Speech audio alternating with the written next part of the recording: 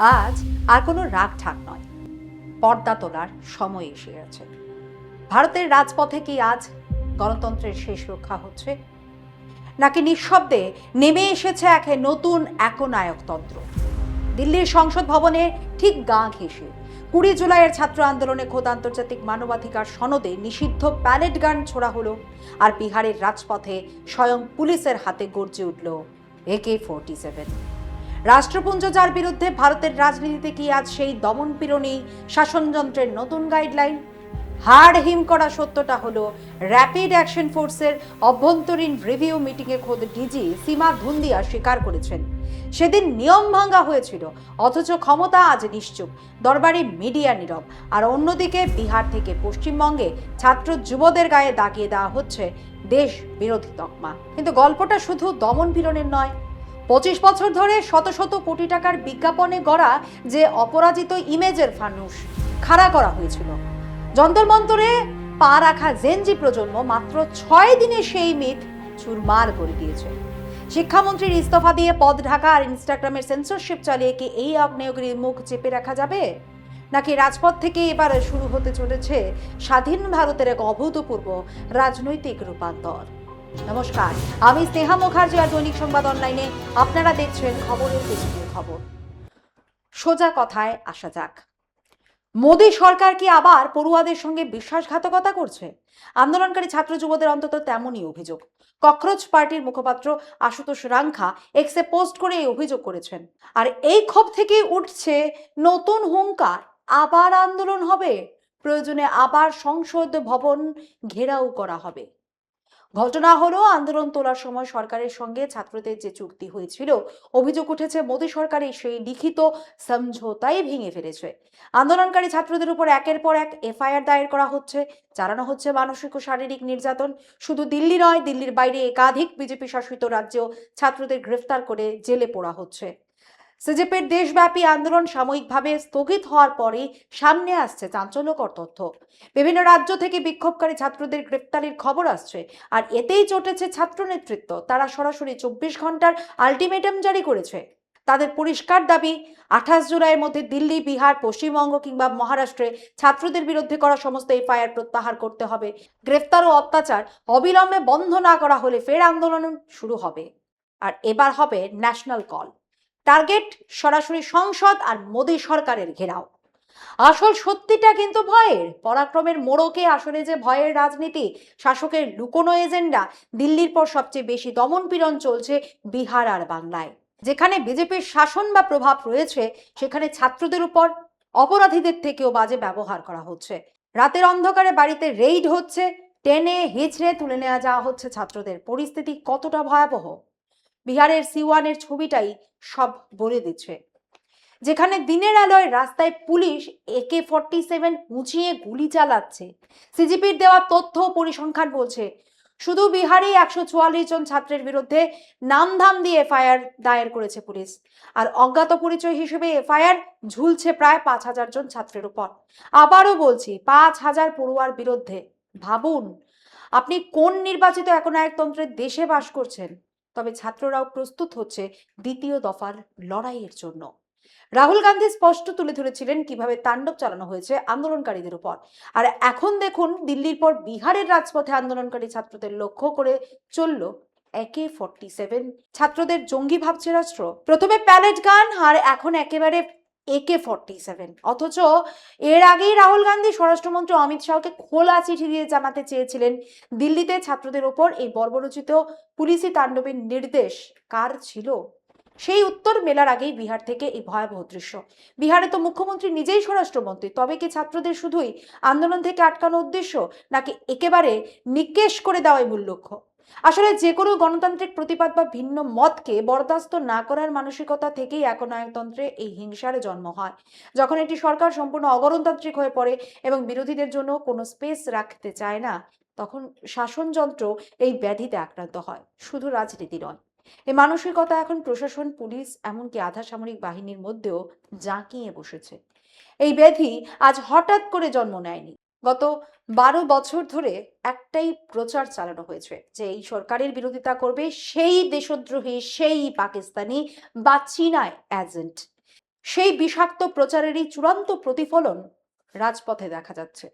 গত 20 জুলাই সংসদ ভবনের ঠিক পাশে ছাত্রদের উপর যা চালানো হয়েছিল তার কথা ভাবলে শিউরে উঠতে হয়। প্যালেট গান, ইলেকট্রনিক ব্যাটন, নির্বিচার লাঠিচার্জ থেকে শুরু করে ছাত্রীদের উপর শারীরিক নির্যাতন কি হয়নি? অথচ দিল্লি পুলিশ ও সরকার বারবার হাত ধুয়ে ফেলে দাবি করেছিল তাদের কাছে প্যালেট গান থাকেই না। কিন্তু সত্য আড়াল করা যায়নি। প্রথম সারির ইংরেজি দৈনিক ইন্ডিয়ান এক্সপ্রেসের সাম্প্রতিক রিপোর্ট ফাঁস করে দিয়েছে সেই আসল তথ্য, যা পুলিশ ধামাচাপা দিতে চেয়েছিল। ব্যাক স্ক্রিনে সেই খবর আপনারা দেখতে পাচ্ছেন। রাহুল গান্ধী নিজে প্যালেট গানে আহত হওয়া লোচন নামের সেই তরুণকে নিজের বাসভবনে ডেকে এনে পুরো দেশের সামনে সত্যিটা তুলে ধরেছিলেন। চিকিৎসকরা জানিয়েছেন অস্ত্রোপচারের পরও লোচনের চোখের দৃষ্টি ফেরার সম্ভাবনা মাত্র 1%। প্রশ্ন উঠছে, দিল্লির রাজপথে প্যালেট গান থেকে অন্তত 7 রাউন্ড ফায়ার করা হয়েছিল, যার মধ্যে 5 রাউন্ডই লাগে আন্দোলনরত যুবক যুবতীদের শরীরে। প্রধানমন্ত্রী নরেন্দ্র মোদী থেকে শুরু করে স্বরাষ্ট্রমন্ত্রী অমিত শাহ সরকারও তাদের পুরো ইকোসিস্টেমের প্রত্যেকে এই ঘটনার কথা জেনেও চুপ। অথচ দিল্লি পুলিশ সোজা হাত ধুয়ে ফেলে দাবি করলো তারা নাকি প্যারেড গান চালায়নি। তাহলে কি আন্দোলনকারী ছাত্ররা এই প্যারেড গান সঙ্গে নিয়ে এসেছিল?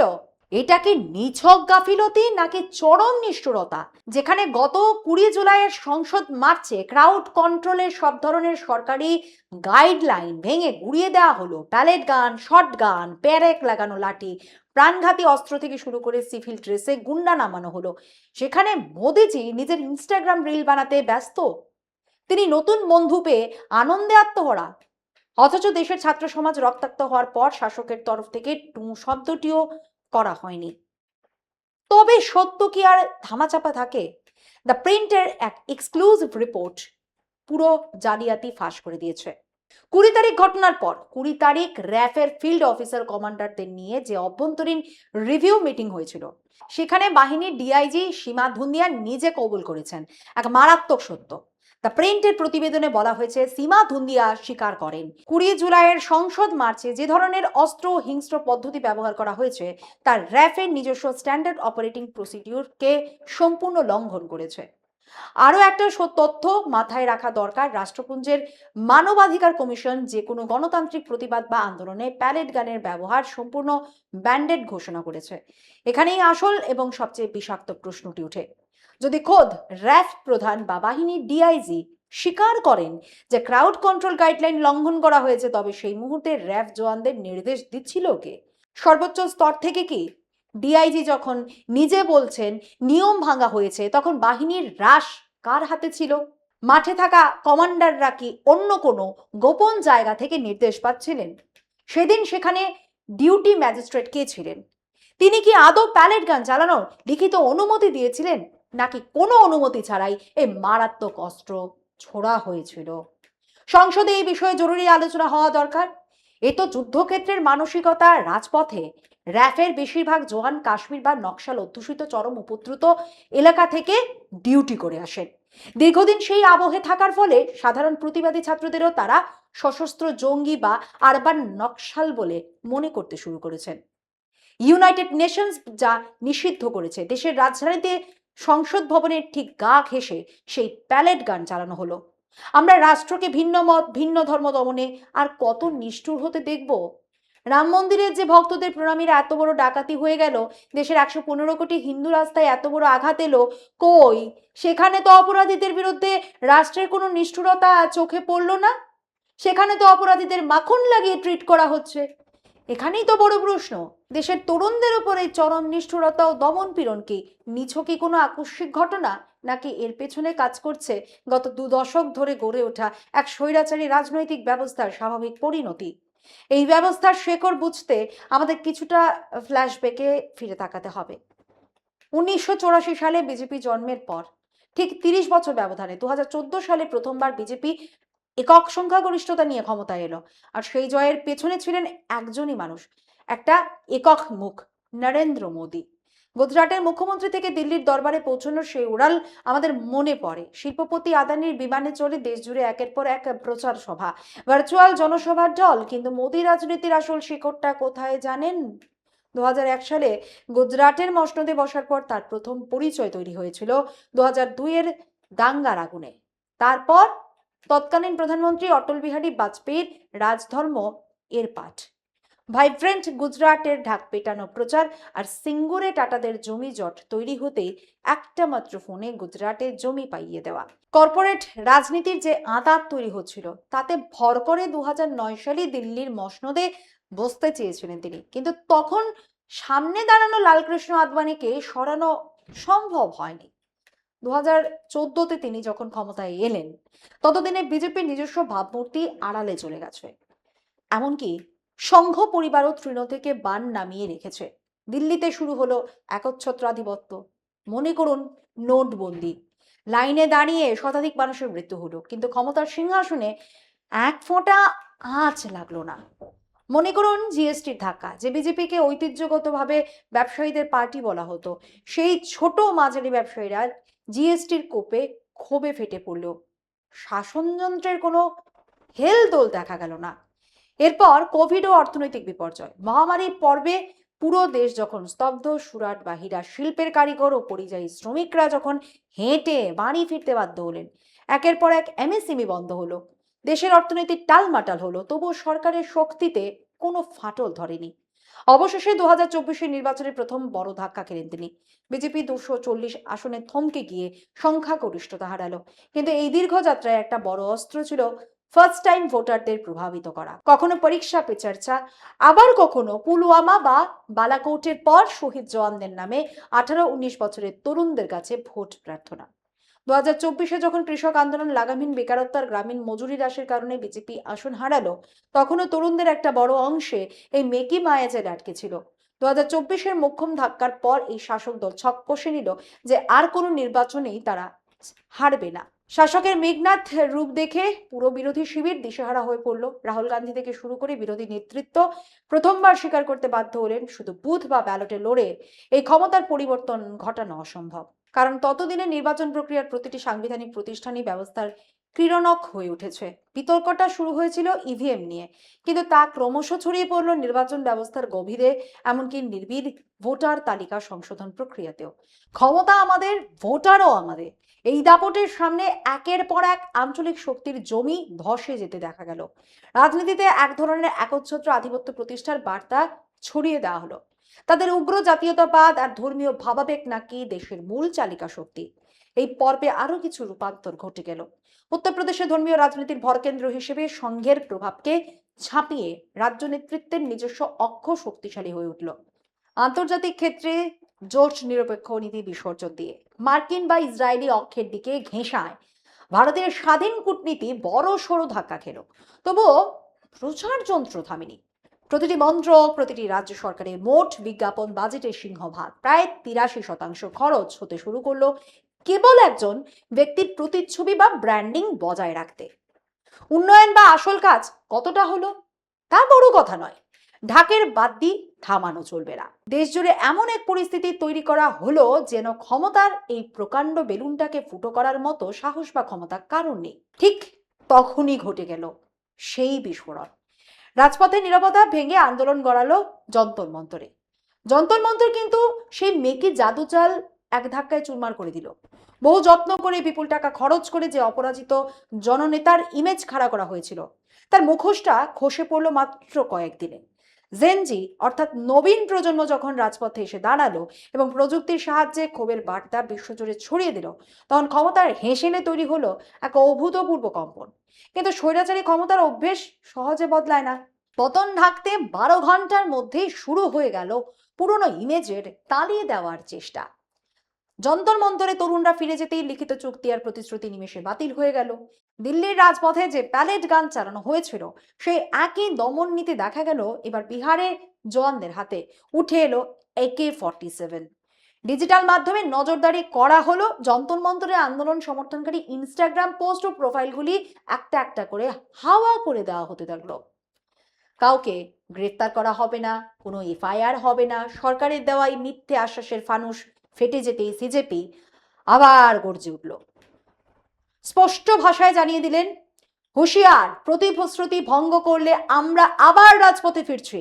গত 25 বছর ধরে গুজরাটের 12 বছর আর দিল্লির 12 বছর মিলিয়ে যে রাজনৈতিক ভাবমূর্তি গড়ে তোলা হয়েছিল, আজ তা এক আন্দোলন ও তরুণদের অদম্য শক্তির সামনে কাঁপছে। আসলে এই স্বৈরাচারী ব্যবস্থার একটা বড় ভুল হিসেব ছিল। কোনো বিরোধী দলকে দমাতে যা ব্যবহার করা যায়, যেমন ইডি, সিবিআই বা এজেন্সির ভয় দেখানো, এই তরুণদের ক্ষেত্রে তা ভোঁতা অস্ত্রের চেয়েও ভোঁতা। কারণ এই জেনজি প্রজন্মের শৃঙ্খল ছাড়া হারানোর তো কিছু নেই। এদের না আছে পদের ভয়, না আছে বিষয় সম্পত্তির চিন্তা, কিন্তু জয় করার জন্য আছে গোটা দুনিয়া। তাই বিরোধীরা যখন তরুণদের এই লড়াইয়ের উপর ভর করে উত্তরণের পথ খুঁজছে, তখন প্রশাসনও শেষ অস্ত্র হিসেবে আবার তাদের শক্তি সঞ্চয় করছে এবং চ্যালেঞ্জে ছুড়ে দিচ্ছে। কিন্তু ইতিহাস সাক্ষী, ভয়হীন তরুণদের শক্তিকে শেষ পর্যন্ত বন্দুক, প্যালেট গান কিংবা সেন্সরশিপ দিয়ে কখনো চেপে রাখা যায়নি, আর যাবেও না। এখন জেনজি স্পষ্ট জানিয়ে দিয়েছে, তারা যদি আবার রাজপথে নামে, তবে এবার শুধু দাবি দাওয়া আদায়ের লড়াই হবে না, হতে চলেছে এক বড় পলিটিক্যাল ট্রান্সফরমেশন। তাই রাষ্ট্র ও তার পুরো ইকোসিস্টেমটাও এখন চরম সতর্ক। কারণ তারা ভালো করেই বোঝে পুরো ব্যবস্থার অস্তিত্ব টিকে রয়েছে একটি মাত্র মুখ ও তার সাজানো ইমেজের উপর। আমলাতন্ত্র, বিচার বিভাগ, কর্পোরেট থেকে শুরু করে মূলধারার সংবাদ মাধ্যম, গণতন্ত্রের প্রতিটি স্তম্ভই আজ এই একই একক ক্ষমতার ছত্রছায়ায় এসে দাঁড়িয়েছে। যন্তর মন্তরের আন্দোলন সেই ক্ষমতার মিথকেই টেনে নামিয়ে দিয়েছে। এখন মূল প্রশ্ন দুটি: সরকার কি আবার নতুন কোনো বিজ্ঞাপনী বয়ান তৈরি করে এই ক্ষত ঢেকে ফেলতে পারবে? দুই, নাকি সেই ক্ষমতার ইমারতে তৈরি হওয়া ফাটলটা চিরস্থায়ী রূপ নেবে? দেশ এখন এক নতুন পরীক্ষার মুখোমুখি। লড়াইটা আর শুধু সংসদ বা প্রথাগত বিরোধী রাজনীতির গণ্ডিতে আটকে নেই। সাধারণ নির্বাচনী জয় পরাজয়ের সমীকরণ টপকে রাজনীতি এখন পৌঁছে গেছে এক অন্য স্তরে। আসলে পতন যখন নিশ্চিত হয়, তখন বুদ্ধিও বিভ্রান্ত হয়ে পড়ে। দিল্লির সরকার আজ একটার পর একটা তিনটে সেম সাইড গোল খেয়েছে। প্রথম গোল, ধারাবাহিক প্রশ্নপত্র ফাঁস ও প্রশাসনিক ব্যর্থতার দায় মাথায় নিয়ে শিক্ষামন্ত্রী ধর্মেন্দ্র প্রধান পদত্যাগ করলেন ঠিকই, কিন্তু বিজেপি কর্মীরা সংসদের মকরদ্বারে তাকে ফুলমালা পরিয়ে যেন কেল্লা ফতে করার উৎসবে মাতল। রেল দুর্ঘটনার পর লাল বাহাদুর শাস্ত্রী, তারপর মাধবরা সিন্ধিয়া, সবশেষে নীতিশ কুমারেরও নৈতিক পদত্যাগের সঙ্গে এই পরিকল্পিত নাটকের কোনো তুলনাই হয় না। ২৬ দিনের অনশন ও আন্দোলনের চরম চাপে বাধ্য হয়ে দেওয়া এই পদত্যাগকে নৈতিক জয় বলে চালিয়ে দেওয়ার অহংকার বিজেপির প্রথম আত্মঘাতী গোল। দ্বিতীয় গোল, তরুণ নেতাদের অপদস্থ করার নোংরা খেলা। আন্দোলনরত ছাত্ররা একটু স্বস্তির আনন্দ উদযাপন করতেই তাদের চরিত্র হনন শুরু হলো। অথচ অতীতে অযোধ্যা জমি মামলায় সুপ্রিম কোর্টের ঐতিহাসিক রায়ের পর 5 স্টার হোটেলে বিচারপতিদের একাংশের উৎসব পালন নিয়ে আজও কিন্তু নীরবতা বজায় রাখা হয়। তৃতীয় এবং সবচেয়ে বিপজ্জনক গোল, দরবারি মিডিয়া ও ছদ্ম বিশ্লেষকদের নামিয়ে এই স্বতঃস্ফূর্ত ছাত্র আন্দোলনকে দেশবিরোধী, অশ্লীল ও হিংসাত্মক বলে দাগিয়ে দেওয়ার মরিয়া চেষ্টা। প্রশ্ন একটাই, আন্দোলনকারীরা যদি দেশ বিরোধীই হবে, তবে কেন্দ্রীয় সরকার তাদের চাপের মুখে নতি স্বীকার করে শিক্ষামন্ত্রীর ইস্তফা নিতে বাধ্য হলো কেন? সবশেষে বলছি, প্যালেট গান, ভুয়ো প্রচার কিংবা ক্ষমতার অহংকার দিয়ে সত্যের মুখ কোনোদিনই বন্ধ করা যায় না। আন্দোলনকারীদের চরিত্র হনন করে নিজেদের তিনটে সেম সাইড গোল ঢাকার যত চেষ্টাই শাসক দল করুক, ক্ষমতার ফানুস আজ পুরোপুরি ফুটো। তরুণ প্রজন্মের এই আগুন এখন আর কোনো গণ্ডিতে সীমাবদ্ধ নেই। এর চূড়ান্ত উত্তর তারা রাজপথেই বুঝে নেবে। আজ এই পর্যন্তই। এমন আরো বিষয় জানতে অবশ্যই চোখ রাখুন দৈনিক সংবাদ অনলাইনের পর্দায়। লাইক, কমেন্ট আর শেয়ার করুন। দেখতে থাকুন দৈনিক সংবাদ, শুধু নামই যথেষ্ট।